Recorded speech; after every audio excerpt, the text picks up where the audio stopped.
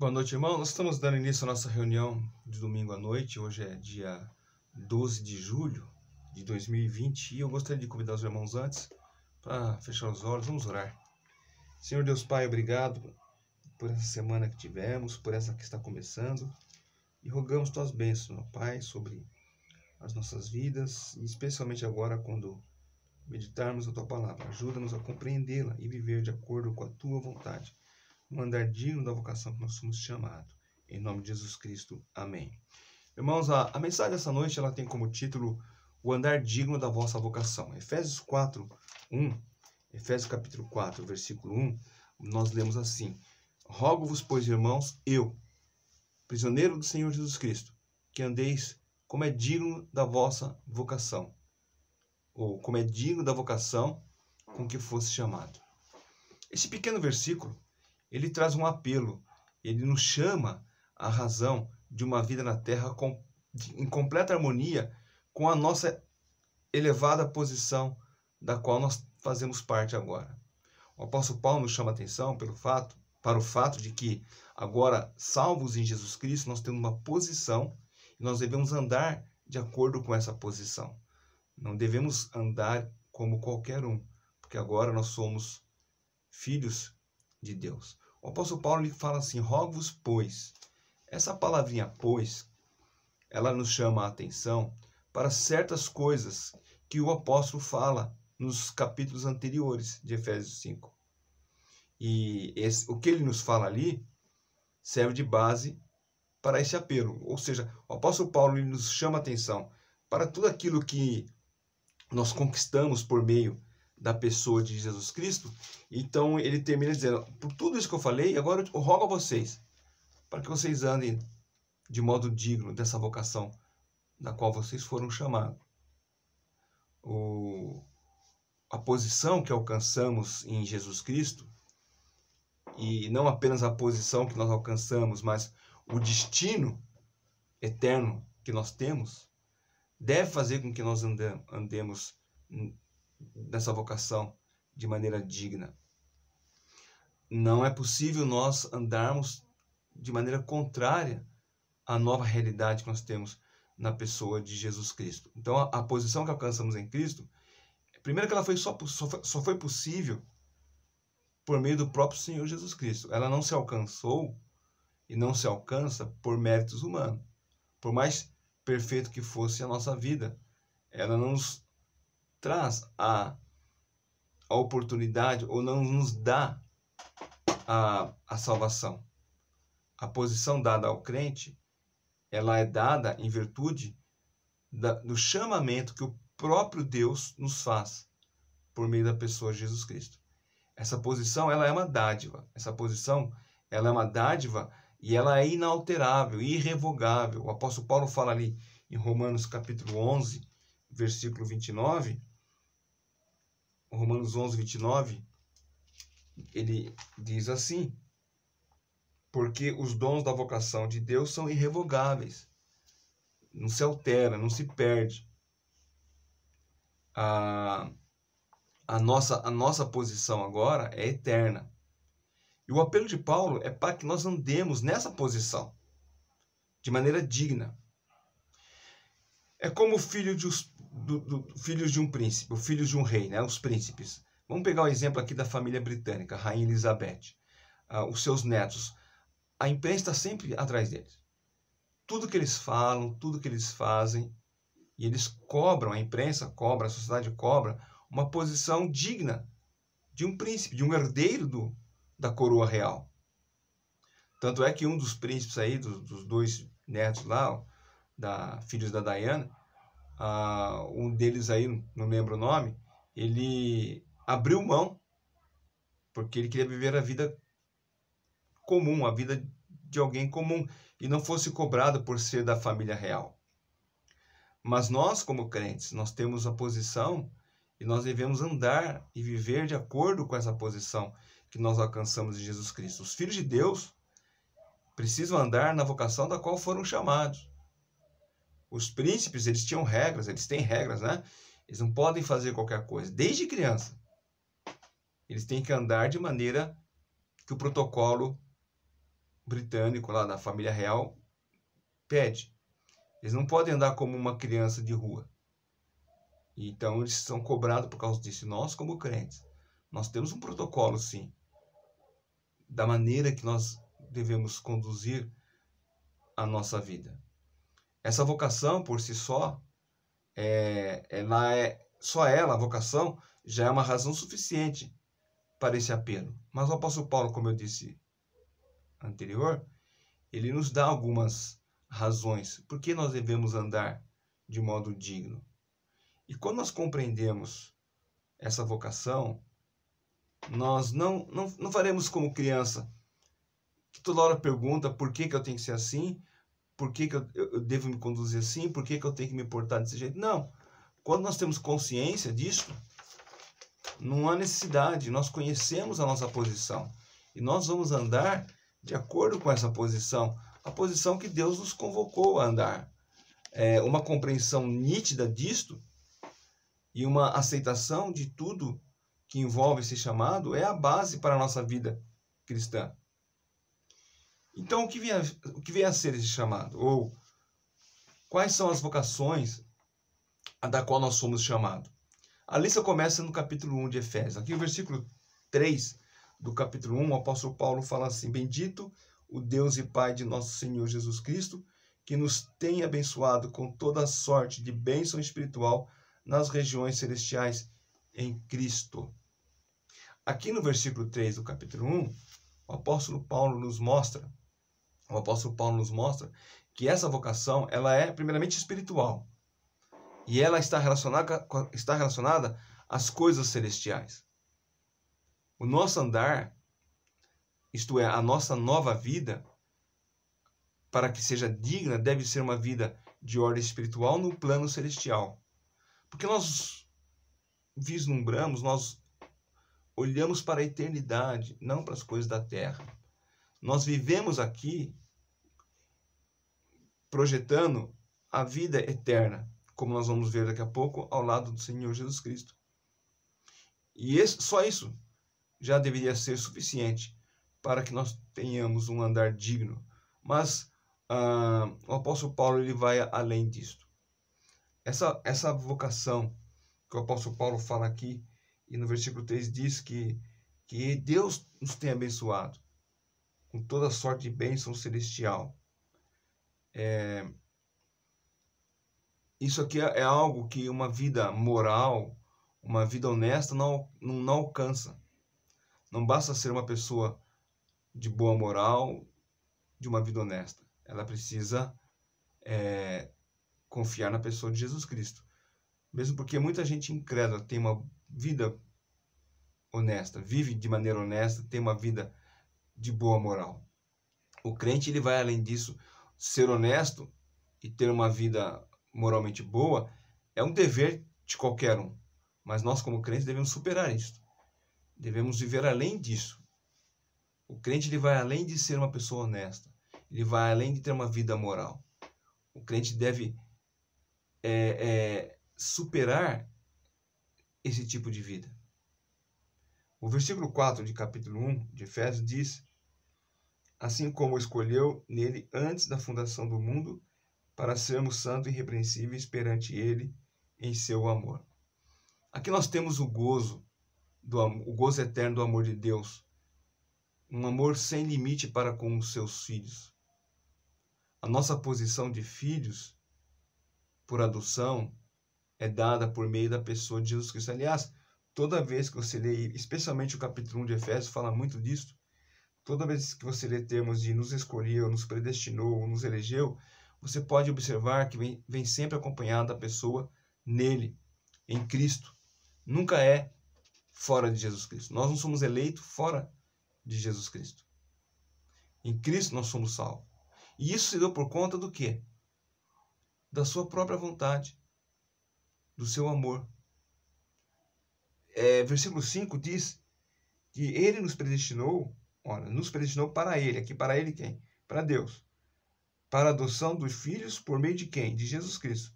Segundo o quê? Segundo o beneplácito da sua vontade. Ou seja, foi a vontade de Deus de nos salvar por meio de Jesus Cristo. Deus, mesmo Ele mesmo que determinou que por meio de Jesus Cristo nós pudéssemos ser recebidos como seu filho.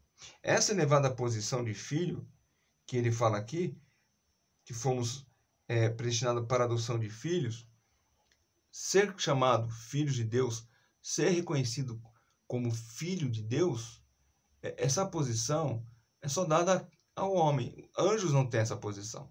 Esse grau de parentesco com Deus, de ser chamado filho, não foi dado aos anjos, por exemplo.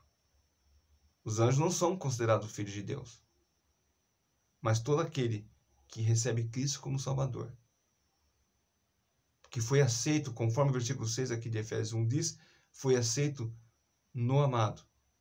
Esse tem a grande bênção de viver eternamente na presença de Deus como seu próprio filho. Esse é um privilégio que nós temos como filhos de Deus. Não somos estranhos à família de Deus, mas somos filho amado no amado filho. Somos amados pelo Pai. E isto só é possível porque o versículo 7 diz, foi por meio do sangue de Cristo que nos redimiu, que nos salvou. E olha, isso já deveria nos chamar a atenção. Se eu sou chamado filho de Deus por meio do sangue de Jesus Cristo, o que eu deveria fazer? Como eu deveria viver? Quais deveriam ser minhas práticas? Quais deveriam ser os meus desejos? O que eu tenho feito nesse tempo de pandemia? 120 dias já. Tivemos 4 reuniões, 2 de oração e 2 cultos no domingo, mas paramos novamente. E o que deveríamos fazer quando se abriu a oportunidade de nos reunir? Era estar lá louvando, adorando a Deus como família da fé. Salvo aqueles que são impedidos pelo próprio protocolo que diz, pela idade ou por algum tipo de enfermidade ou comorbidade, os demais deveriam fazer como o salmista. Alegrei-me quando me disseram, vamos à casa do Senhor. Mas o que vimos foram as mesmas pessoas reunidas. Outras pessoas não tiveram a preocupação de se reunir. Bom, mas isso não é o assunto. O assunto aqui é a posição elevada que nós temos, o grau de parentesco da qual Deus nos chama de filhos por meio do sangue de Jesus Cristo. E esse é um grande privilégio que nós temos alcançado. E isso, o apóstolo Paulo fala, foi por meio do quê? Da sua própria vontade. O versículo 11 diz que essa posição foi alcançada segundo o conselho da vontade de Deus. Olha o versículo 11, diz aqui. Nele digo, no qual fomos também feita herança, predestinados segundo o propósito daquele que faz todas as coisas conforme o conselho da sua vontade. Então, por que Deus me salvou e me chama de filho, de seu filho? Por causa da vontade dele. Foi ele que quis, não sou eu que quero.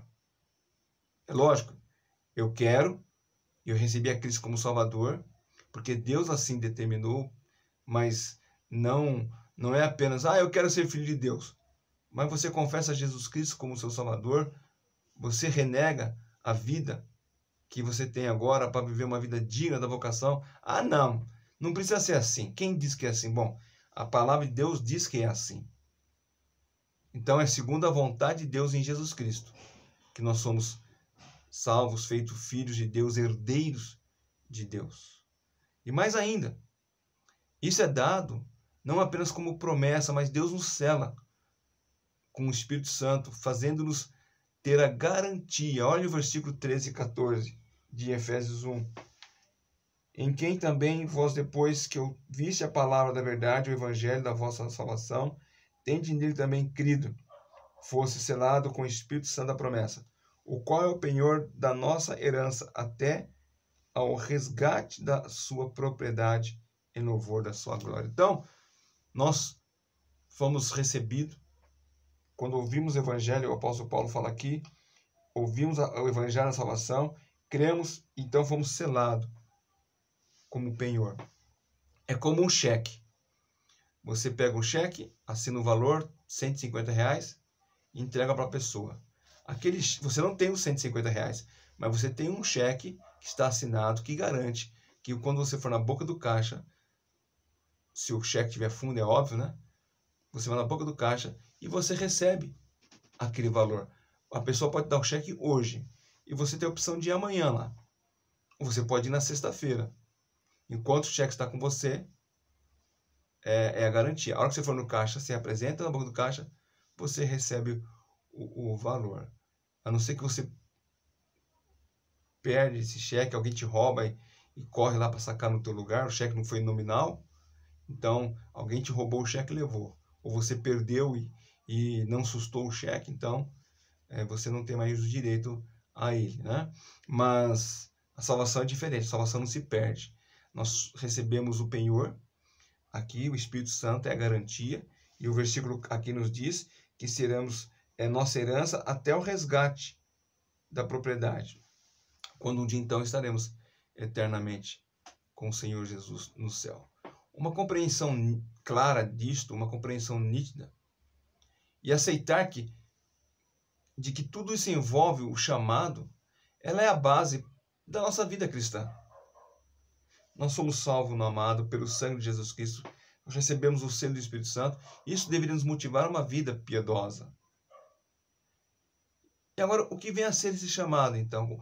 Como é que essa vocação da qual foi chamado, quais são as vocações a que eu fui chamado? A lista, ela começa aqui, como nós falamos no versículo 3, onde mostra que essa vocação é espiritual e está relacionada às coisas celestiais, bênçãos espirituais nas regiões celestiais, não é terrena. O nosso andar aqui, então, a nossa nova vida, ela é digna de acordo com a ordem espiritual e não desse mundo. Nós obedecemos e somos súditos do Rei eterno e não do reino desse mundo. E isso é mais do que ter uma vida honesta e moral. Isso é viver uma vida que garanta a nós a grande bênção de sermos vislumbrarmos algo acima de tudo aquilo que Deus nos deu. Então, a partir daí, nós temos essa certeza. Somos salvos, eleitos, temos a garantia da vida eterna em Jesus Cristo e devemos viver nessa vida que recebemos. Deus nos deu. Nós herdamos isto. Diferente de uma herança terrena, onde a pessoa ela recebe, às vezes, né, alguns não recebem nada, mas recebe um patrimônio, mas esse patrimônio fica por aqui mesmo quando você partir. Mas a herança eterna nós recebemos na presença de Deus. Ninguém jamais poderá tirar de você, diferente do cheque que alguém pode te roubar, a herança eterna ninguém pode roubar de você. Ela é sua. Tem o selo do Espírito Santo. Se você já tem recebido Cristo como seu Salvador, você então é eleito e será recebido no amado para toda a eternidade. Quando olhamos tudo isso, nós podemos perguntar por que Deus efetuou tudo isso por nós? Qual o propósito? Veja, os versículos aqui nós falamos, né? Ele fez isso segundo a sua própria vontade. Foi vontade dele. Não é vontade nossa. Ele nos recebeu em Jesus Cristo.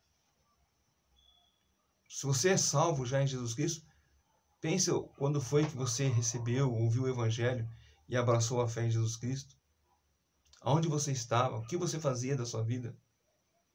Talvez você foi criado dentro da igreja, mas isso não lhe conferia ser salvo. Houve um momento onde você precisou confessar Cristo como seu Salvador.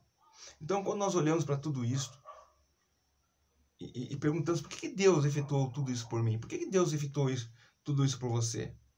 A resposta está em Efésios capítulo 2, versículo 4 a 6. Olha, o apóstolo Paulo começa falando que nós éramos. Andávamos outrora segundo o curso desse mundo, segundo o príncipe da potestade do ar, do espírito que agora atua nos filhos da desobediência, entre os quais também todos nós andávamos outrora, segundo as inclinações da nossa carne, fazendo a vontade da carne e dos pensamentos. E éramos, por natureza, filhos da ira, como também os demais. Aí o versículo 4 diz: diante de tudo isso que eu era, por que Deus me salvou? Mas Deus, sendo rico em misericórdia, por causa do seu grande amor que nos amou, e estando nós mortos em nossos delitos e pecados, deu vida juntamente com Cristo. Pela graça sois salvos.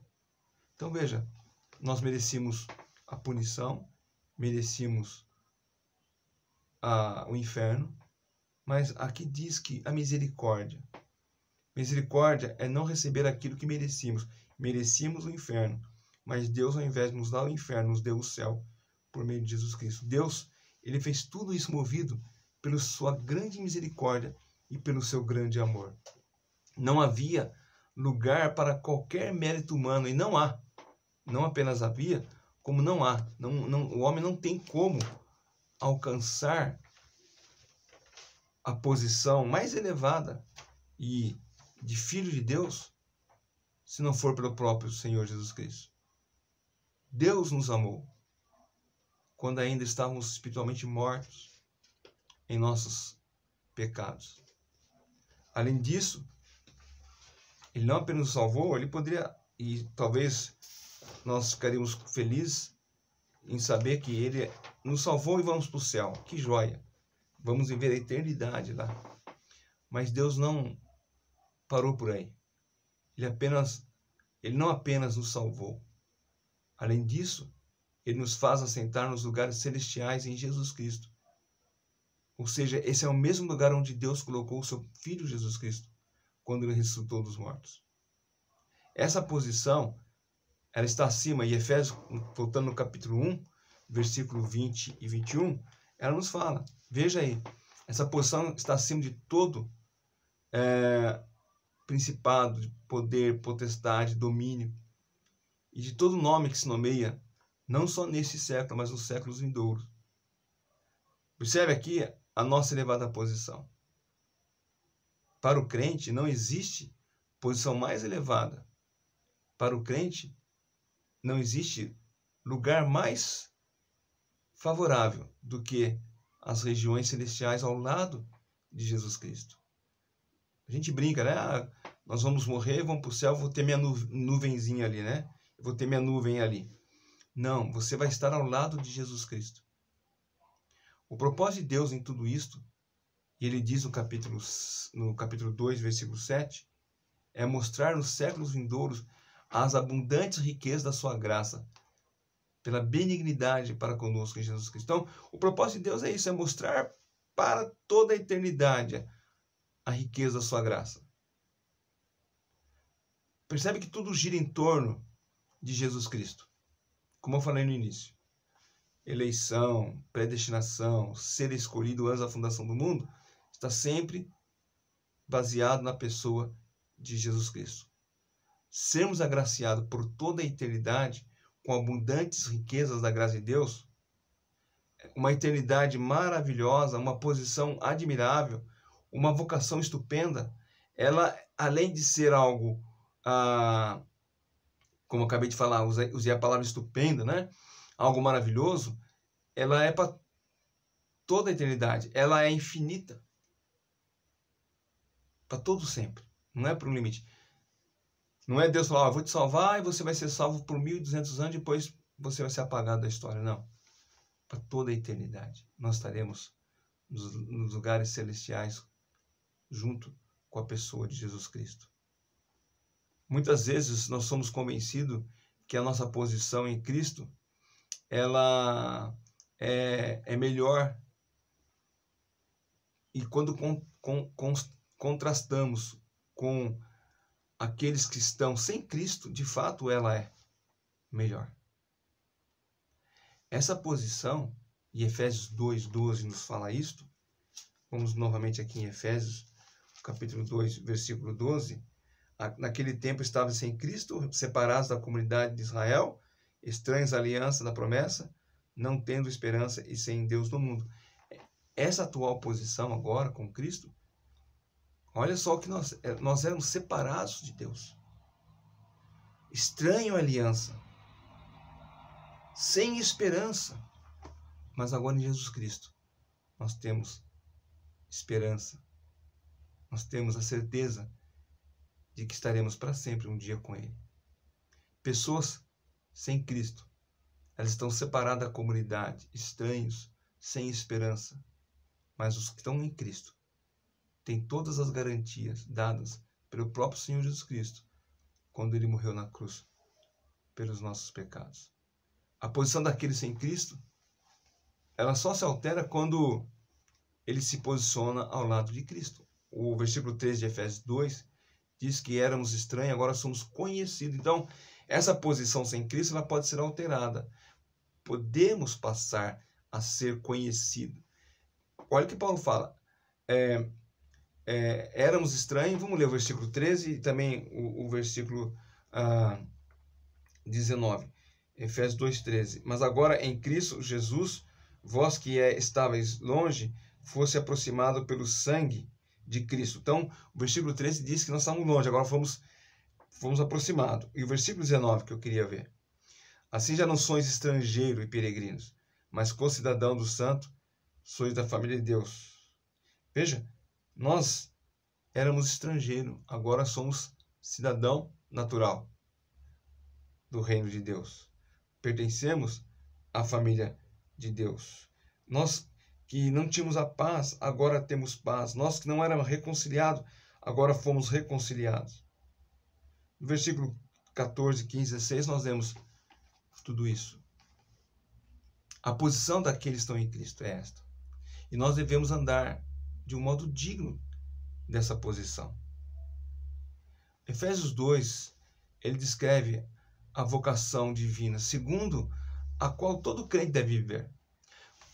Muitos crentes não andam desse jeito porque não leem a palavra de Deus. Eles não leem Efésios 2, por exemplo. Mas quando conhecemos e sabemos qual é o desejo de Deus, como Deus quer que nós devemos andar, essa vocação digna da qual fomos chamados, nós vamos ter prazer nesse andar. Será que a sua vida é digna da vocação da qual você foi chamado? Você tem vivido isso? Você é jovem. Como é que você tem andado nesses dias de pandemia? Nós não temos culto. Eu espero que você esteja assistindo os vídeos. Nós não podemos nos encontrar regularmente para louvar a Deus, mas eu espero que você esteja louvando a Deus em sua casa. Como é que você tem vivido esses dias? Lembre-se, se você já foi comprado pelo sangue do Senhor Jesus Cristo, você deve andar de um modo digno da vocação da qual você foi chamado. Eu espero que você esteja vivendo desse modo. Eu espero que você esteja fazendo sua vida uma vida em sincronia com a vocação da qual você foi chamado. Da vocação que os salvos foram chamados a viver. Essa vida está num plano infinitamente mais elevado do que a vida que é governada aqui, nesse mundo, pelos padrões desse mundo. A nossa vocação da vida, da eternidade em Jesus Cristo deve nos levar a andar de maneira diferente dos padrões desse mundo. Uma vida num plano vivido aqui na terra, mas com os olhos no céu. Nós devemos viver assim. E eu espero que você esteja vivendo assim, do modo digno da vocação que você foi chamado. Você é crente no Senhor Jesus Cristo? Você já o confessou como seu Salvador? Então mostre no seu andar isto. É como um soldado, um rapaz que é convocado para o exército. Ele anda na rua, calça jeans, camiseta, ninguém sabe quem ele é. Mas quando ele põe a farda, todo mundo sabe, olha, aquele ali é um soldado. E ele tem algumas disciplinas a seguir, ele tem algumas ordens a cumprir, porque aquela farda impõe isto. Então todo mundo que olha para aquele rapaz de farda sabe que ele é um soldado. Nós não temos uma farda, uma vestimenta, mas nós temos uma vida.